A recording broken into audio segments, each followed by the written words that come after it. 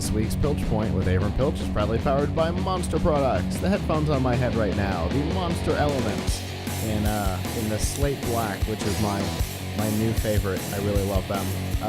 Available in on-ear, over-ear, in-ear. Plus, maybe these aren't your style. Maybe you're looking for something more sport-related, the iSports. Available in corded and Bluetooth. You're looking for true wireless, or maybe a speaker, the little hot shot, the S100, the big monster blaster, and of course, all of the cables to connect all of those products and your computers and more, all available by going to piltchpoint.live/monster. So, Avram kind of publicly purchased a computer recently. And by that I mean you wrote about it, the fact that it was finally time for you to buy one. And it has not quite gone the way you expected. No. So I think I talked about it in this program as well. I think we've talked about it a little bit, yeah. I think we've talked about it in this program. So if you were listening to the previous segment, I was talking about when it's time to update when you know it's time to update your computer. And I've been feeling for a while like it's time to get a new laptop, because my old laptop, ThinkPad T440S, which still works great and I've been had now for 4 years, is good, but it has slowed down a little bit, especially since the Spectre and Meltdown patches. It works fine. It works pretty well when it's not docked, but when I have it docked through a USB docking station to dual monitors, like I like to do, like I'm doing right now as I'm talking to you, sometimes I get some lag. And so, 4 years, I'm in this professionally. I kind of felt like, okay, this is the time, especially since I'd be going from 2 to 4 cores, because if you get something that is 8th gen core now, you're getting 4 physical cores, which is a big performance improvement even over the year before, let alone my 4-year-old laptop, which is on 4th generation core. So with all the stuff that I had studied and all the stuff that I reviewed, my favorite laptop and one that I wanted for myself was the ThinkPad X1 Carbon. The reason why I love this laptop is because it should have, a fantastic, best-in-class keyboard with really good tactile responsiveness, a really premium feeling, soft touch design, a nice bright screen, and it's a very light, 2.5 pounds, much lighter than my over 4 pound laptop now, and it lasts a long time on a charge, well over 10 hours, no matter what type you have, probably. Anyway, so this is an expensive laptop, but in May I saw it on sale, and I ordered one for around $1,400, which had the 16 gigs of RAM, a 512 gig SSD, and perhaps I shouldn't have gotten this, but I thought, hey, this will be the best for battery life, a 1080p screen. Well, when you order a laptop from Lenovo, if you order through their website, it takes a long time. Figure you're going to wait 2 to 4 weeks to get it, and that you may, as I did, get emails saying your shipment was delayed even within that. So I ordered it, and I had high hopes I might get it in time for my trip to Taiwan, but didn't. It came while I was away. I come back, excited to open this up and try it, and I noticed three major problems with it. One, parts of the keyboard are mushy and sticky, like the space bar, that little used key. The screen is, so dim, so dim. And then the track point, the little pointing stick, which to me, for most people, they don't want it. I get it. It's not for everyone. But for me, it's an important feature. I really like that. I really like being able to As a touch typist, I like being able to move the pointer around without lifting my fingers off of the home row of the keyboard.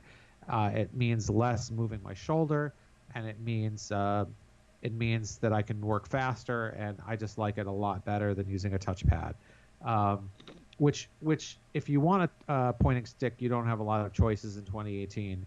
There are ThinkPads, there's Dell Latitudes, and there are a couple maybe still HP EliteBooks that have it, but the Dell and HP ones, and I think there are also maybe a Toshiba that have it, theirs aren't very good. Anyway, point being that the track point was actually drifting a lot. So like you try to move it, and the pointer would just suddenly go. You move the pointer up to the upper left of the screen, and then you let go, and it go right down to the bottom, or something like that. Right? I've had that problem a little bit from time to time on my own computer, so it happens, but it was happening like constantly. So I had that thing for like 2 or 3 days, for like a few days, and it was real bad. And I took it to the office, and we tested the screen. And although the screen is supposed to be 300 nits, it was really 269 nits. So I returned it. I sent it back, and I decided, okay, I'm gonna, maybe my bad for getting the 1080p screen. Maybe I should get. There are 4 screen options with the ThinkPad Carbon. There's the 1080p non-touch screen, the 1080p touch screen, a 2K non-touch screen, and a 2K non-touch HDR screen. The HDR screen is incredibly beautiful, but it also uses a lot more battery, and it's glossy, which means that you really got to pump the brightness up if you're anywhere or else you're going to see a reflection. So perhaps I should have gotten the HDR screen because it just looks so good. But the first time I got the 1080p screen, the second time I got the regular 2K screen. So again, I ordered it. I ordered a new one. I waited over 3 weeks. It came finally last week. I take it out. I start using it. The keyboard is mush. It's terrible. It's not. Now, mind you, if someone did not know what the original keyboard is supposed to be like, you might think this is okay, because even a bad ThinkPad keyboard is probably better than most keyboards. Fair enough. But I still have the review unit that the company sent me, and I put them side by side, and I ran it by 8 different people in the office, and every one of them could identify that one of these keyboards was clearly inferior to the other. Not only that, but somebody pointed out that the material on the lid and deck was not even necessarily the same. Like one of them was a very soft rubbery finish, and the other one was more of a kind of a hard matte finish. So they weren't even the same, weren't even necessarily made from the same material, right? So now here's a little secret for everybody who out there. Computer manufacturers multi-source their parts. And that means that Lenovo, like every other company, buys critical components like the case, the key, and the keyboard from different manufacturers. Right. For the X1 Carbon, Lenovo uses at least 2 manufacturers for the keyboard, according to their own website. They use one from a company called Chicone and one from a company called Sunrex. Now, what I can't tell, because it's not available in the system information, nor is it available when I type in my serial number in the parts lookup on their website, what brand of keyboard was in the review unit and what brand was in the 2 units that I ordered from them, but they're clearly not the same. Maybe they are all the same brand and they're not manufactured consistently. As a user, I guess it doesn't really matter because it's not the same experience. Right. So who cares what's going on their end if they can't get it right? So on top of all of that, I know that Costco, there are very few stores where you could actually go buy a ThinkPad in person or buy an X1, particularly this model, the X1 Carbon. But guess what? Costco is one of them. So I went to the local Costco on Friday, and I tried the display model. And the display model at Costco had the good keyboard. I was like, wow, this is great. It has a good keyboard. It even felt soft and rubbery. I said, okay, I'm going to buy this at Costco. Now, mind you, buying it at Costco cost more than it cost getting it from Lenovo.com. Sure. Although, and I didn't have my choice of screens or specs. There's only one configuration you can get at Costco, and it's a good configuration except for the screen. It's 16 gigs of RAM, 512 SSD, and a Core i7 CPU, which I actually don't need the Core i7 because the difference between Core i5 and Core i7 is not worth the extra $150 you normally pay online for that upgrade. Sure. Anyway, so I bought it at Costco, and I said, aha, now I'm going to get it costs more, but now I'm going to get the keyboard that I want because I have no idea, because otherwise I'm not really sure what to do. So I took it out of the box. I was very hopeful, and it was definitely better than the keyboard on the most recent one that I ordered, but it still wasn't the same as the review unit that I had. Specifically, a couple, oddly, it was a couple of the keys felt different. Not the whole keyboard, but it seemed to me like a couple of the keys, like the backspace key and the A key and a couple of the other keys were not there. And on top of all of this, the screen, the 1080p screen, really sucks. I mean, I thought, honestly, that maybe this first screen that I got was a fluke because Lenovo claims that it's supposed to be 300 nits and I got 269 nits. But this one is really painfully dim at maximum brightness. So that was Friday afternoon. I haven't gotten to bring it back into my office yet to test it with the color and light meter. Sure. But I will do that before I return it. And so right now, I have 2 ThinkPad Carbons that I have to return. And hopefully I won't have trouble returning either one of them because between the 2 of them, I'm on the hook for $3,000 for a laptop that I don't want. So for a laptop that's subpar. Right. Now, you tell me, what should I do? First of all, I'm writing an article about this, and everybody should know that like when you buy, and I want to stress this also. I've tried other things. We've reviewed many ThinkPads over the years. We have had some inconsistency in keyboards, but usually when it happens, we reach out to the company and they say, oh, and they give us the impression that, oh, it might just be the one that you got or something like that. Right. And so we think, okay, everybody has lemons.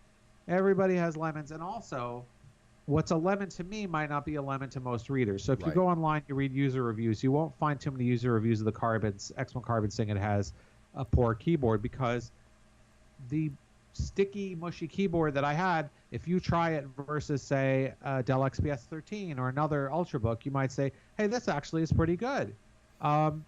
So compared to other computers, it's probably still pretty good. I just want to emphasize that. Yeah. It's still pretty good. But compared to itself, for one who has tried them all, you know that you're not getting the best keyboard that they have to offer. And you might suspect that, hey, Lenovo's smart. They sent me a good keyboard on the review unit, and then they shipped the crappy keyboards to consumers. But like at Costco, the one on display seemed okay. So like it seems to me, and by the way, we have a couple of times gotten computers to review from Lenovo where the keyboard on the review unit wasn't top notch. So I wouldn't necessarily say that like they are acutely aware of like who has a good keyboard and who has a bad one. I think this is purely that there's a quality control issue in the manufacturing, and it may be okay with them. It may be like, look, none of these keyboards is that bad, so just live with getting it different. The material might be slightly different, but hey, we've got to buy it from different sources. That's just your luck. But I feel like when you're spending over $1,000 on a computer and you're buying it for the keyboard, make no mistake, people buy ThinkPads for the keyboard. Yes. It's supposed to be the best keyboard. You should get the best keyboard. And so I personally cannot live with having one that I know has an inferior keyboard, and not to mention the issues with the screen. So like, I got to send both of these back. And now my question is, what next? I mean, look, I'm editor-in-chief for Tom's Hardware. If I really want, I'm sure I can find a way of getting somebody to send me one that has a good keyboard. But it's not, but for the readers out there, like, what do you do? I mean, I think most people who buy these may not notice that the keyboard isn't the best keyboard that you can get because they haven't tried a whole bunch of them side by side. Yeah. And if you get it and you're satisfied with it, then keep it. And if you're not satisfied with it, then take advantage of the return policy and return it.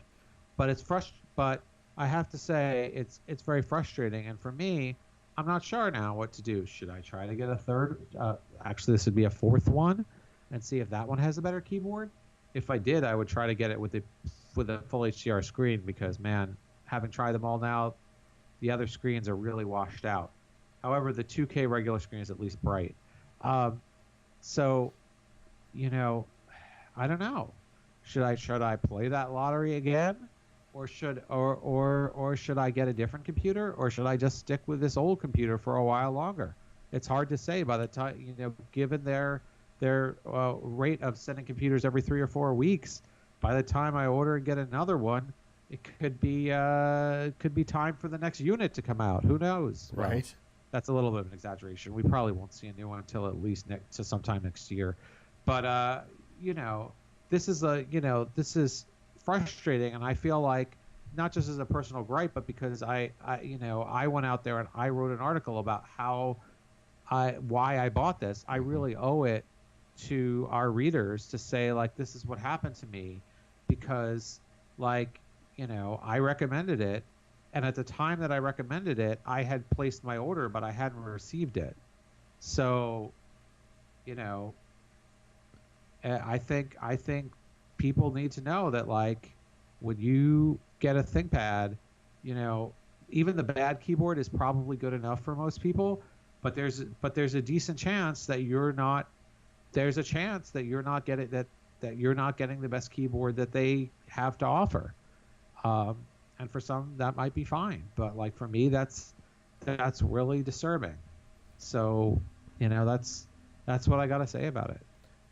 Yeah, and it's disturbing for a couple of reasons. First, the price is the same, whether you theoretically get the good keyboard or the not as good keyboard. And it's disturbing because the keyboard may not be the only part that has quality control issues. It's just the one that you're seeing because you physically interact with it. You know what I mean?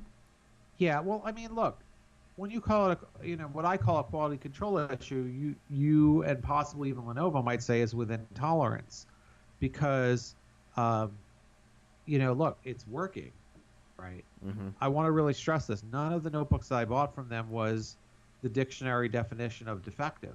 Right. They booted up, they worked, all the keys worked, the screen worked, everything worked. So they weren't defective in the sense of broken, non-functional, malfunctional. Although I think that track point that was drifting was really bad. But I mean, like, what's wrong with them is like the quality of the typing experience was not the same, right, as I experienced and recommended, and not at the world-class level that people expect when people who have been following the industry expect from a ThinkPad. Mm-hmm. So like, or expect from this ThinkPad, and I'll be real honest with you. Like, I gave that is the first product in many years. I can't even remember the last time that I gave 5 stars, a 5 perfect rating to when I reviewed ThinkPad X1 Carbon. I would not, and I don't just mean me, the company. Laptop Mag maybe gives 1 5-star review every year or two, right? We gave that a 5-star review. If they had sent me a model with the keyboard on any of the 3 that I bought, it would not have gotten that rating.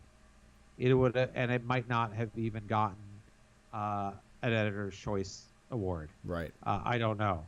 It might not. It certainly wouldn't have gotten the 5-star rating that it got if they sent me that keyboard. So like, on that basis, I recommended it to a lot of readers, and if they're not getting the experience that I had, that's really not fair. Yeah, absolutely. And interestingly, you and I kind of talked off air. Lenovo took the #1 spot in the Laptop Mag best and worst brands by a point. Yeah, so I'm not even going to do the math on this one, but you know, I don't know whether, you know, depending on what we rated it. I mean, it's still, even with a less than perfect keyboard, it's still a really good laptop, right. The X1 Carbon. Just learn my lesson and spend the money to get the HDR screen, although your battery life will suffer. Mm-hmm. But you know, it's I have to say, you know, irony of it is we tested it with a 1080p touchscreen, and that was very bright and colorful. So I thought getting a 1080p non-touchscreen would be like the same thing. Right. Because, you know, I wouldn't buy a touchscreen on a clamshell laptop. I that's my advice to everybody. Don't waste the electricity or the money on buying a touchscreen unless your laptop bends back. But anyway, that's a neither here nor there. So, yeah, you know, yeah, I mean, I don't know whether that would have, I mean, you know, it's an average of a lot of things, so I don't know whether, you know, half a star or whatever difference it might have gotten. You know, I don't want to speculate at this point. Right. But yeah, like, it would have made it a tighter race. You know, this having an inconsistent experience like this is not the behavior of a #1 brand. Right. So, exactly. So now to be fair to Lenovo, I am sure that they are not the only ones who source parts from many different vendors. Right. I know that everybody does it. Yeah. Where it stands out is when you use it on a component that people are buying your product for. Yeah. People buy ThinkPads for the keyboard. For the keyboard. If I'm buying an Acer E15 that's $350, and I happen to have 4 Acer E15s in front of me, and some have a better keyboard than others, I wouldn't have expected to get, you know, like, it's not famous for its keyboard. Right. Right? Right. However, if I was buying let's say, a Surface Book, and some of the Surface Books had a really dim screen or a really bland, uncolorful screen, when they're known for their beautiful Pixel Sense displays, yeah, I would feel ripped off. So, like, or a Surface Book that the hinge was inconsistent on. Right, something like that your product is famous for. Listen, if you want to use a different brand of USB receptacle on your thing, no one's going to notice or care, right? Right. But the flagship parts of your flagship, the parts that people know you for, you need to get right. For sure. On every model, on every unit. Absolutely.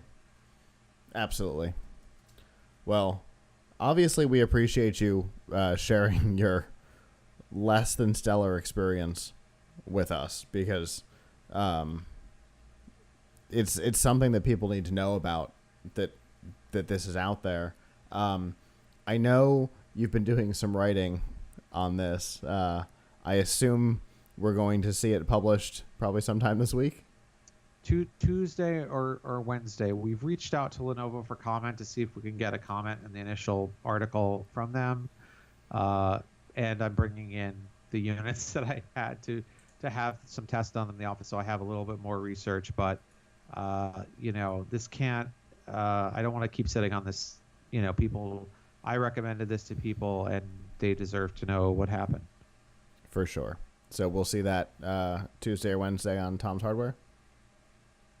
Yes. Perfect. Well, as always, thank you for bringing that to our attention, Avram.